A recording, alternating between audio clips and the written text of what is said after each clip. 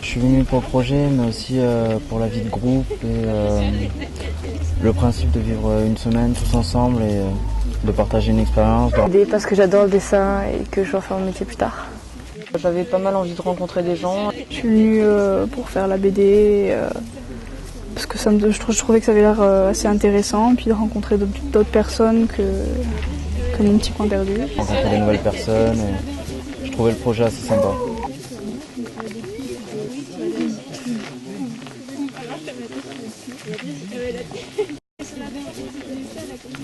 Il me semblait important que les jeunes de ce territoire, et plus largement, soient associés au projet du parc naturel régional des Causses du Quercy.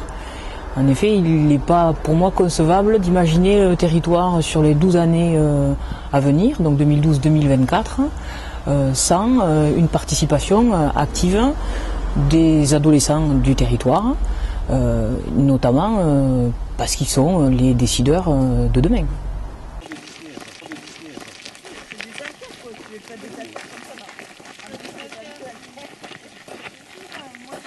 Donc les jeunes vont avoir l'occasion pendant une semaine de découvrir ce qu'est un parc naturel régional. Alors le parc naturel régional des Causses du Quercy, mais aussi en même temps d'avoir des clés de compréhension d'un territoire, quel qu'il soit, pour que justement demain ils puissent prendre une part active dans la vie du territoire dans lequel ils se trouveront. Cagnac fait partie des 17 villes de France, seulement 17 villes qui sont médaillées de par leur maquis. Il n'y a que 17 villes en France. Donc ça veut dire que le maquis était important. Et la femme d'Aragon, eh bien, elle passait dans ses maquis. Et elle est venue ici, elle a dormi dans la maison qu'il nous a montrée. Mais c'était aussi important de dire que ce village a été une terre de résistance importante pendant la Seconde Guerre mondiale. On souhaitait donc que les jeunes soient en mouvement et ils vont effectivement donc cheminer dans ce territoire en partant donc de la Bastide de Murat, puisqu'il démarre aujourd'hui, et en finissant à Sauliac-sur-Célé, plus au sud du territoire du parc naturel régional. Et ils vont aussi aller à la rencontre des acteurs socio-économiques de ce territoire et des élus. Nous avons imaginé que pour que ce séjour soit plus attrayant, ils vont en fait imaginer une BD. Certaines planches qui seront réalisées au cours de cette semaine seront exposées au salon de la BD avec un temps justement de retour d'expérience des jeunes qui aura lieu le 21 septembre à Cajar. Et la BD est attendue pour la fin de l'année.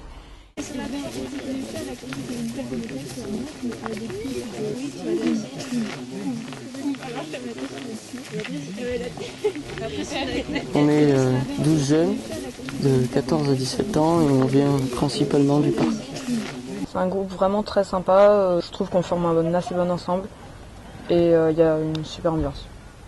Le matin on fait des randonnées, après on pique-nique, l'après-midi on travaille sur le scénario et on découvre les espaces, les lieux et les légendes. Et des fois aussi on rencontre des habitants qui nous expliquent qu'est-ce qui se passe, qu'est-ce qui s'était passé dans les lieux. Après, on avait une proposition d'un esprit, c'est Dorine qui avait évoqué l'histoire d'un esprit qui aurait perdu la mémoire. Alors on se disait, mais bon, comment jongler avec ça? S'il protège les personnages, le lecteur il va se sentir rassuré, et quand les personnages ils restent dans leur vie, il se dira ouais, enfin au pire il y a Braque qui pourra les aider. Il n'est pas protecteur du parc. Le parc, vous voulez dire protéger le parc? Ah alors oui, dans ce cas-là. Ouais. Les jeunes ont défini leurs thèmes, les thèmes sur lesquels ils vont travailler, des thèmes qui sont liés au parc.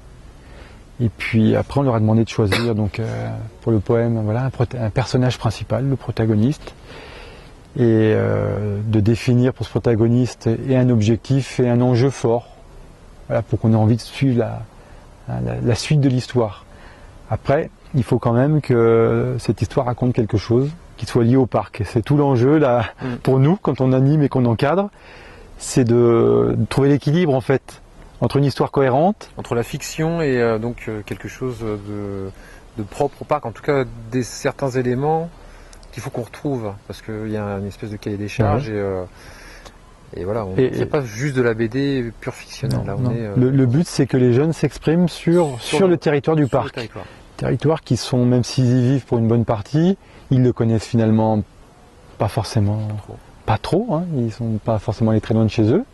Et là, ils le découvrent en faisant la BD aussi, en rencontrant, comme tout à l'heure, on a rencontré des personnes qui nous ont, des locaux qui nous ont parlé de l'Occitan. Juste avant, un apiculteur. Et tout à l'heure, un monsieur va nous faire visiter une grotte, là, paraît-il, à Sénaillac, qui est sous la place.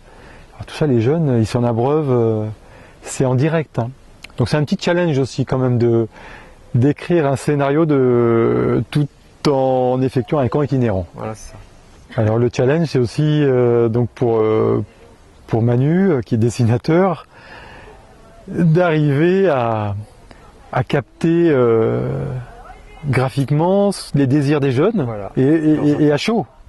On va avancer par étapes. Donc ce qu'ils vont faire dans l'atelier au niveau de l'écriture scénaristique, moi je vais le retranscrire en images le lendemain matin, leur soumettre en début de séance, et ainsi de suite. Puisqu'ils travaillent en ce moment sur 4 histoires en parallèle, ils travaillent par 3, mais ces 4 histoires, très régulièrement, ils se les évoquent les uns les autres pour donner leur avis, et au final, essayer de trouver quand même une cohérence. Et on a notamment trouvé un personnage principal qui relie les 4 histoires. Les 4 histoires sont très différentes.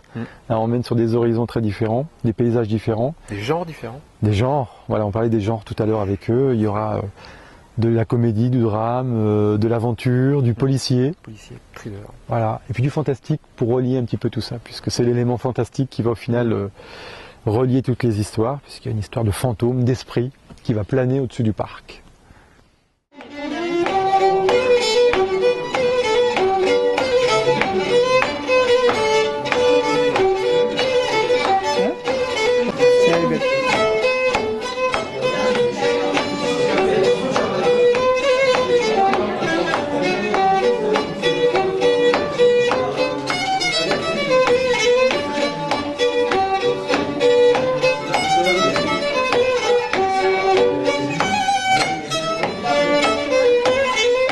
En plus maintenant comme une grosse famille au début, on était tous dans notre coin, lui je le connais, lui je le connais pas.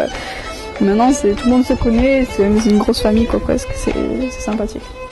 Mais après quelques veillées, quelques jeux, des visites, des trucs comme ça, on s'est vachement rapprochés.